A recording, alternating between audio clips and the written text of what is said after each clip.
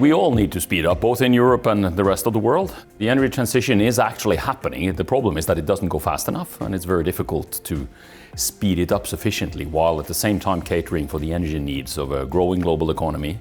We're more people here, we need more energy, and then replace the existing energy sources while building all the new ones at the same time is massively difficult.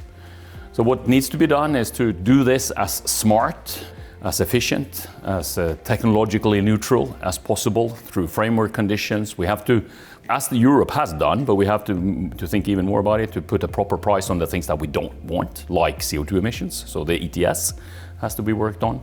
We have to make sure that we subsidize the technologies that still are in their infancy, and we have to develop, test out, scale up. We have to get access to all the resources. They are in global supply chains. Not very easy to get a hold of a lot of steel these days, as an example. So it's about doing everything, and it's also about not despairing if things go too slow. We can't stop.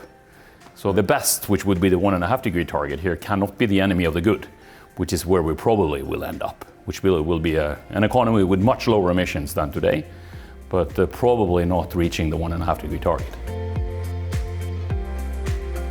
Learning from Scandinavia in terms of energy transition, I guess the importance of renewable electricity is very visible, in particular in the Swedish, Finnish and the Norwegian economy.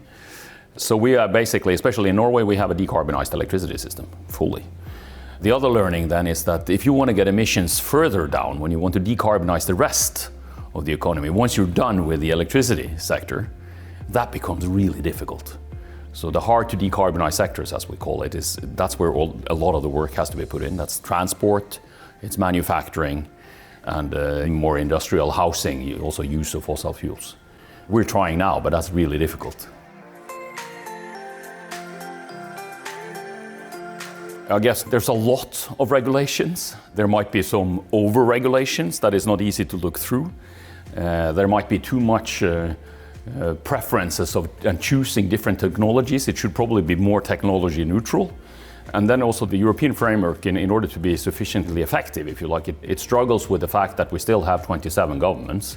We still have a lack of infrastructure between these governments, so it's also about building connections, interconnectors, grids, electricity across borders in order to establish the same type of technology level in different countries. And that's also where we're struggling.